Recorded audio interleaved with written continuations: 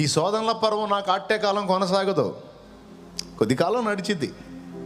ఈ ప్రతికూలతలు, ఎదురు దెబ్బలు, గాయాలు, విమర్శలు, నిందలు, అవమానాలు బ్రతుకంతా ఉండవు. కొంతకాలం ఏవో నాలో ఆయనకు నచ్చనివి ఏవో ఉన్నాయో వాటిని శుద్ధి చేయడానికి నా తండ్రి అనుమతిస్తాడు, పర్వాలేదు. ఒకరోజు వచ్చింది,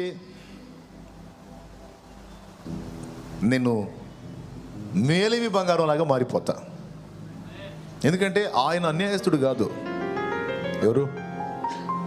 నేను ఎవని యందు విశ్వాసం ఉంచానో, ఈ తల ఎవని పాదాల ముందు సాగిలపడిందో, ఈ మోకాళ్ళు ఎవని ముందు సాష్టాంగపడ్డాయో, ఆ సర్వోన్నతుడు సామాన్యుడు గాడు, అన్యాయస్తుడు గాడు. ఆయన న్యాయవంతుడు. ఆయన ఎంతైనా నమ్మదగిన వాడు. నా అనుకున్న ఆత్మీయులు నన్ను వదిలేయచ్చు, నాకు ఆప్తులు అనుకున్న వాళ్ళు నన్ను గాయపరచొచ్చు. నా సొంత ఫ్యామిలీ, నా కట్టుకున్న భార్య చావరాదా, ఎందుకు నువ్వు బతకటం అని అంటుండొచ్చు. లేదా నన్ను కట్టుకున్న భర్త ఎందుకే నువ్వు చావే, చావు అంటుండొచ్చు. నా కడుపును పుట్టిన పిల్లలు ఎందుకమ్మా నువ్వు చావచ్చుగా, ఎందుకు డాడీ నీలాంటి వాడు బతకటం అనొచ్చు. లేకపోతే నిన్ను కన్న నీ తల్లిదండ్రులే దరిద్ర కొట్టుదానా మా కడుపును ఎందుకు పుట్టావే, చావవే అనొచ్చు. దరిద్రుడా మా కడుపును ఎందుకు పుట్టావరా, దరిద్రుడా, శాపగ్రస్తుడా, చావరా, చావన్నారా అంటుండొచ్చు. శ్రమల కొలిమిలో, శోధనల పర్వంలో అదొక ఘట్టం. నాయనా కృంగిపోవద్దు, కలత చెందొద్దు, అధైర్యపడద్దు, విస్మయం ఉండద్దు. ఇవన్నీ నీ హృదయాన్ని మెత్తన చేసే దానిలో భాగం. దేవునికి ఇష్టమైనటువంటి వ్యక్తిత్వం నీలో రూపుదిద్దేటువంటి దానిలో భాగం. నిన్ను ప్రేమించాడు దేవుడు, నిన్ను కోరుకున్నాడు, నిన్ను ప్రత్యేకించుకున్నాడు.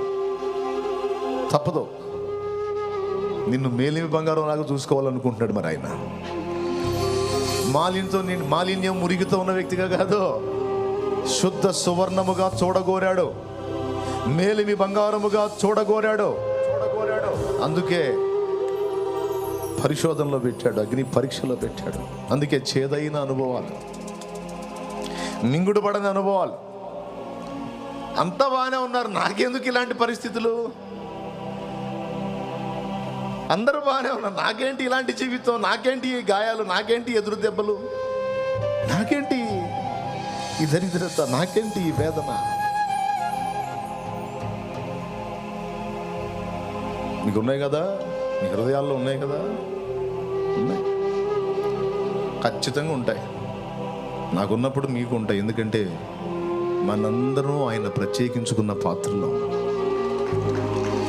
ఒక్కళ్ళని కూడా వదలలో, ఎవరికి తగ్గ రేంజ్లో వాళ్ళకు ఉంటాయి. ఆ ఘట్టంలో ఇక ఆయన మనం తప్ప ఇంకెవరు మనల్ని ఆదరించలేరు, ఎవరు మనకు కనపడరు.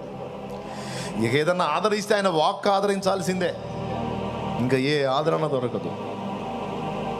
ఇది ఎరిగి ఆ మాట పాడుకున్నా.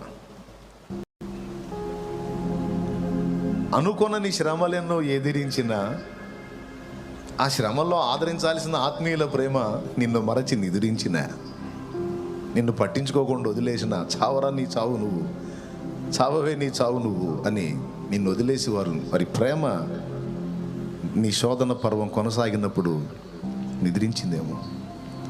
Don't worry. ఆత్మీయుల ప్రేమ కొరవడితే, ఆత్మీయుల ప్రేమ నిదురిస్తే ఇంకా దిక్కు లేదా? అసమానుడు, ఆయనను ఎవరితో సమానం చేయలేము. అసమానమైన నా దేవుని బలమైన బాహువు మాత్రం నిన్ను వదలదు.